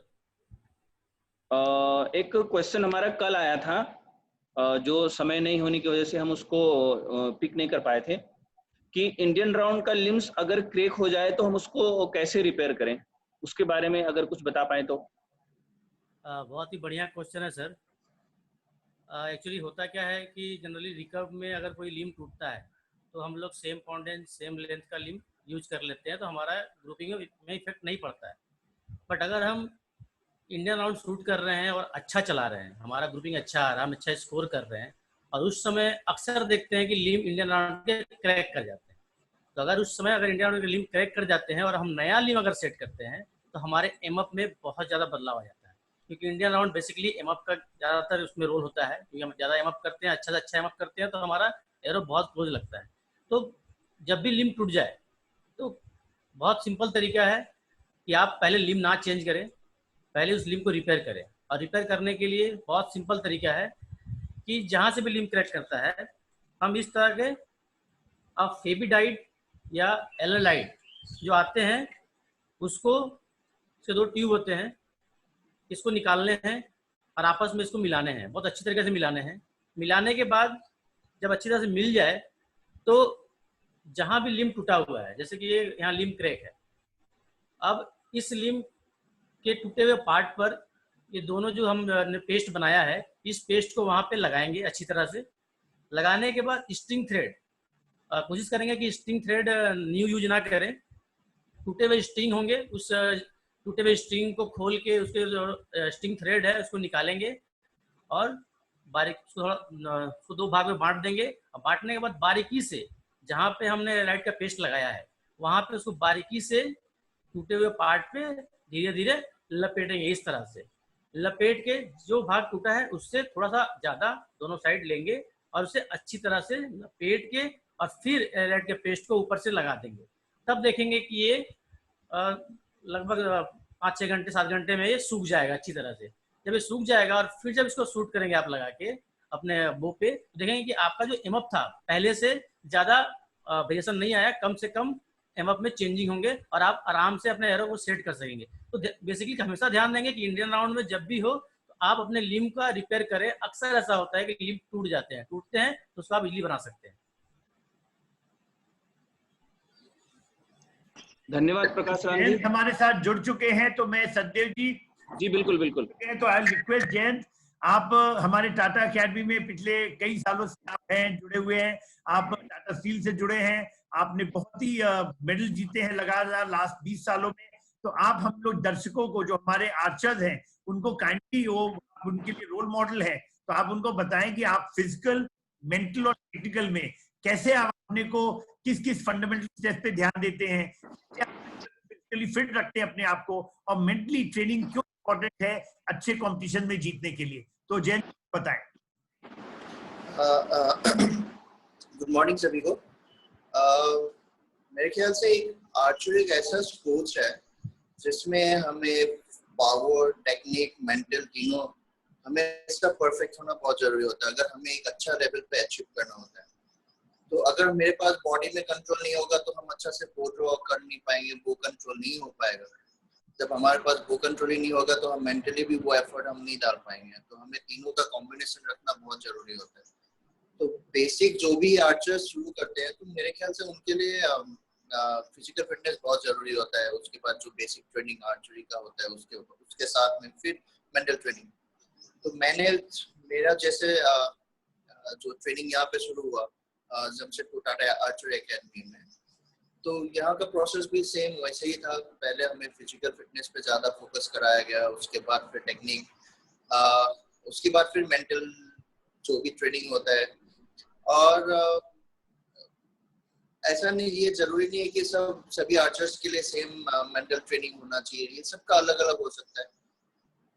कोई अपना ब्रीदिंग पैटर्न पे ध्यान दे सकता है, कोई अपने बॉडी रिलैक्सेशन पे ध्यान दे सकता है। तो जैसे मैं अपना खुद का एक्सपीरियंस से बता रहा हूँ कि मैं जब भी शूट करता था, आर्चरी करता हूँ अभी भी, जब भी मैं एरो लेने जाता हूँ तो अब मैं अपना स्टेप्स काउंट करता हूँ, साथ में ब्रीदिंग को भी ध्यान रखता हूँ, जिससे कि सारा फोकस मेरा अपने ऊपर ही रहे, ना कि टारगेट पे या फिर ओपोनेंट पे। तो एक ये भी तरीका हो सकता है। और सबसे इम्पोर्टेंट चीज मुझे लगता है कि हमें अपने आप से फाइट करने का जरूरत होता है। जब भी हम अपने आप पे ध्यान नहीं देते और दूसरे पे ध्यान देते हैं तो वो हमेशा हमें प्रॉब्लम करता है। तो मेरे ख्याल से अगर हम अपने पे ही ध्यान दें तो वो ज्यादा बेटर रहता है। और जब मेरा बहुत अच्छा अचीवमेंट चल रहा था, जो कि 2012 तक मैंने बहुत ही ज्यादा इंडिविजुअल में भी मेडल जीता और टीम राउंड में भी, तो उस समय मेरे दिमाग में ये नहीं रहता था कि मुझे इंडियन टीम में आना है। उस समय मेरे दिमाग में रहता था कि मुझे जाना है और जीत के आना है, कि मैं उस समय ये नहीं फोकस करता था कि मुझे टीम में। तो वो चीज को जो है हमें अपनी आप से, अपने दिमाग से निकालना होता है। पहला चीज जो हमें ध्यान देना चाहिए, एडवांस लेवल में जब आप आ जाते हैं, इंडियन टीम का सिलेक्शन के लिए आते हैं, तो आपको ये ध्यान देना जरूरी है कि अगर हम यहाँ पे अपने आप के साथ या दूसरे के साथ फाइट कर रहे हैं इंडियन टीम में आने के लिए, तो कहीं ना कहीं आप अपना जो कॉन्फिडेंस लेवल है आपको उस लेवल पे नहीं है। तो आपको यहाँ पे ये सोच के चलना है कि अगर हम कंपटीशन भी खेल रहे हैं, जो भी प्रैक्टिस सिलेक्शन ट्रायल्स भी होते हैं, तो वो अपना इसी तरह उसको यूज करना है। और प्रैक्टिस को ही अपना कंपटीशन जैसा ट्रेनिंग होना चाहिए। ये एक दिन में नहीं होगा, ये आपको रोज करना होगा। आपको एक ट्रेनिंग प्लान बनाना होगा जिससे आपका ये चीज रोज हो, आप ग्राउंड जाते हैं, आप स्ट्रेचिंग करते हैं, जो भी फोकस या कंसंट्रेशन लेवल जो भी आपको टूर्नामेंट में चाहिए होता है, तो वो चीज अगर आप प्रैक्टिस में करेंगे तभी होता है। तो आपको प्रैक्टिस में वो चीज अप्लाई करना होगा कि हम कैसे अपने आप को ग्राउंड जाते हैं, कैसे हम अपना जो भी एक्सरसाइजेस करते हैं, फिर अपना मेंटल ट्रेनिंग, और ये बहुत जरूरी है। मेंटल ट्रेनिंग बहुत इंपॉर्टेंट है आर्चरी के लिए। आप कभी भी चाहिए, आप ग्राउंड जाइए, एटलीस्ट 10 मिनट्स अपने आप पे ध्यान दीजिए, अपना शूटिंग पे ध्यान दीजिए, अपने आप को जितना हो सके रिलैक्स करिए। तो ये चीज आपको प्रैक्टिस में करना होगा। विजुअलाइजेशन बहुत इंपॉर्टेंट है, तो ये आपको खुद से अपने प्रैक्टिस में करना होगा, रोज करना होगा, तभी जाके ये आपका कंपटीशन में भी आपको ऐसा नहीं लगेगा कि ये मैं कुछ अलग कर रहा हूँ, इसको वजह से मुझे प्रेशर आ रहा है, या फिर इस पर मैं ज्यादा ध्यान दे रहा हूँ तो मेरा कंपटीशन खराब हो। तो ये चीज नहीं, मेंटल ट्रेनिंग कभी आपको प्रॉब्लम नहीं करेगा, ये हमेशा आपको सपोर्ट करेगा। तो आप प्रैक्टिस में ये चीज करिए, एक रूटीन बनाइए, जो भी है आपका रोज सेम चीज करिए। तब क्या होगा, अगर आप कंपटीशन में भी जाएंगे तो वही चीज आपके अंदर में रहेगा, तो आपको फील नहीं होगा कि आप एक कंपटीशन में, आपको लगेगा मैं तो ये रोज करता हूँ, तो इसमें क्या बड़ी बात है, अपने तरफ से तैयार रह सकते। तो मैं तो यही कहूंगा कि जयंत, बहुत अच्छी बातें आपने बताई और आपने अपने सीक्रेट्स के बारे में बताया कि कैसे, और हम उनको दोबारा रिपीट करना चाहेंगे सभी दर्शकों के लिए। तो पहला चीज जो जयंत जी ने बताया था कि जो वो वॉक करते हैं, जब वो प्रैक्टिस करते हैं, तो वो हमेशा एक चीज पे ध्यान दें, अपने स्टेप्स के ऊपर और ब्रीदिंग के ऊपर। ये दोनों चीज बहुत इंपॉर्टेंट है आपके फोकस को अपने इंटरनल में रखने के लिए। दूसरा चीज उन्होंने बोला कि फिजिकल फिटनेस बहुत इंपॉर्टेंट है, क्योंकि अगर हम फिजिकल फिटनेस नहीं रहेंगे, जो कि उन्होंने शुरू के दिन में अकेडमी में सीखा, फिजिकल फिटनेस की वजह से उनके स्ट्रेंथ आए, बो कंट्रोल बढ़ा, और इसलिए वो ज्यादा अच्छा परफॉर्म कर पाए। तीसरा सबसे इंपॉर्टेंट बात उन्होंने बताया था कि जो हमें कॉम्पिटिशन की तैयारी के लिए, उन्होंने बोला कि फ्रेंड्स कि हमें अपना प्रैक्टिस को कंपटीशन की तरह करना है, हमें प्रैक्टिस में विजुअलाइजेशन करना है। 3 चीज बोला उन्होंने, ब्रीदिंग पे ध्यान दीजिए, ब्रीदिंग बहुत इंपॉर्टेंट है, एक्सरसाइजेस, स्ट्रेचिंग एक्सरसाइजेस आप उसके साथ कर रहे हैं, ट्रेनिंग कर रहे हैं। जब आप मेंटल ट्रेनिंग और विजुअलाइजेशन करते हैं, आपको प्रैक्टिस में कंपटीशन की तरह खेल रहे हैं, और जब तक आप प्रैक्टिस को कंपटीशन नहीं बनाएंगे, तब वो उन्होंने बोला कि जब वो इंपॉर्टेंट टूर्नामेंट में जाते थे तो उनको फर्क महसूस ही नहीं होता था, क्योंकि उनके वो हमेशा अपने माइंड में अपने को ट्रेन कर चुके होते थे, कॉम्पिटिटर्स से अपने माइंड में फाइट करके जीत चुके होते थे, तो उनको ये कभी फर्क नहीं महसूस होता था। ये बहुत बड़ी बात है, ये बहुत बड़ा सीक्रेट है जितने भी टॉप आर्चर्स का, कि वो मेंटल ट्रेनिंग से अपने को तैयार करते हैं किसी भी टूर्नामेंट के लिए, और अपने प्रैक्टिस को कंपटीशन में बदलने की कोशिश करते हैं। और सबसे बड़ी बात है कि उन्होंने बोला कि हम अपने कंपटीशन को कंपटीशन नहीं लेते, फोकस उनका इंटरनल रहता है, अपने ऊपर रहता है, और वो सेल्फ फाइट करते हैं, वो अपने से लड़ते हैं, अपने से लड़के अपने को बीट करने की कोशिश करते हैं, और इसलिए वो इतने बड़े आर्चर बने। तो इन्हीं शब्दों के साथ मैं धन्यवाद देना चाहूंगा जयंत तालुकदार का, और मैं सदैव से रिक्वेस्ट करूंगा और कुछ क्वेश्चन है वो काइंडली लेके आए। जी, आज का एक आखिरी क्वेश्चन है, अगर क्वेश्चन कोई जयंत के लायक होगा तो उनसे भी पूछे आप। आज का क्वेश्चन है कंपाउंड से रिलेटेड है। मैं चाहूंगा सुरेंद्र सिंह जी, अगर मेरी आवाज को सुन रहे हैं तो अनम्यूट करें अपने आप को।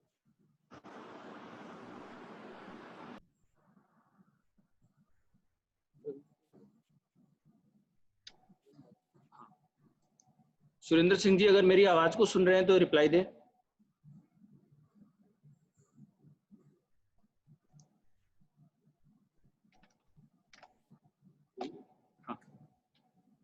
आज का क्वेश्चन है कंपाउंड से रिलेटेड कि कंपाउंड में मॉड्यूल कितने तरह के होते हैं और बिगिनर्स के लिए कौन सा मॉड्यूल ज्यादा सूटेबल है, उसके बारे में थोड़ा सा डिटेल में बताएं। Thank you sir.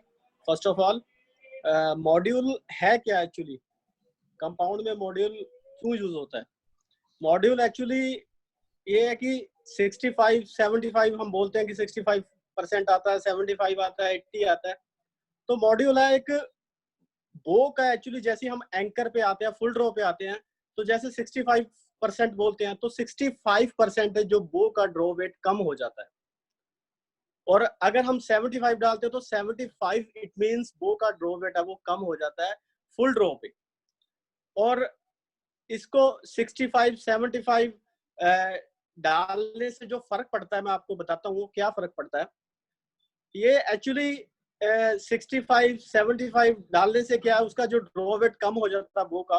तो ड्रॉ वेट कम होने से क्या होता है, जो आर्चर को बेनिफिट होता है, एक तो होल्डिंग में उसका फायदा मिलता है, उसको एम लेने में अच्छा हो जाता है, और उसका स्ट्रेंथ के हिसाब से उसको हम एडजस्ट कर सकते हैं।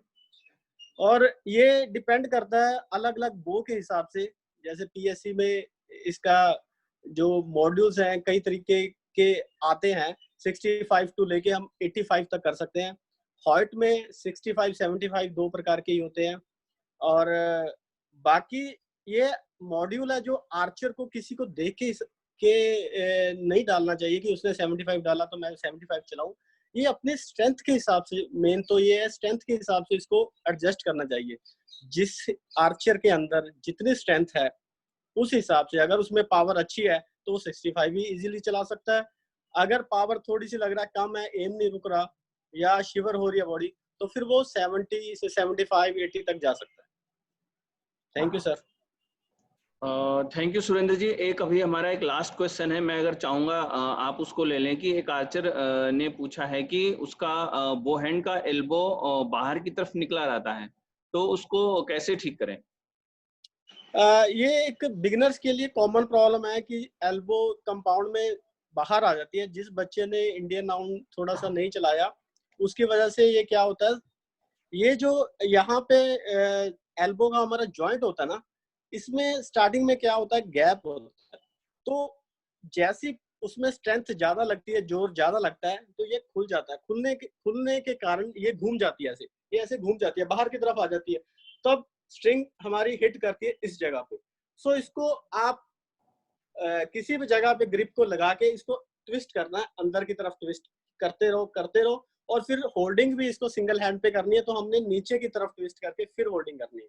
तो जैसे जैसे सर ये पक जाएगा वैसे वैसे इसकी स्ट्रेंथ बन जाएगी, ये यहाँ पे होल्ड करना, वेट लेना स्टार्ट कर देगा। Thank you sir. Thank you Surendra जी।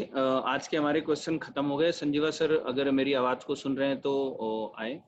तो थैंक यू वेरी मच सभी से, तालुकदार से जुड़ने के लिए, सुरेंद्र को, प्रकाश को, कि उन्होंने हम लोग के साथ जुड़े, और रंजीत जी ने बहुत अच्छे तरीके से सब आर्चर को समझाया। कल फिर जुड़ेंगे, कल फिर मिलेंगे 9 बजे। उसी के साथ अलविदा लेते हैं, कल दोबारा जुड़ेंगे, नई नई चीजें बताएंगे। धन्यवाद। जय हिंद, जय Bharat. Thank you Sanjeeva sir, thank you सभी को आने के लिए और जुड़ने के लिए। कल हम फिर मिलेंगे 9 बजे। Thank you so much.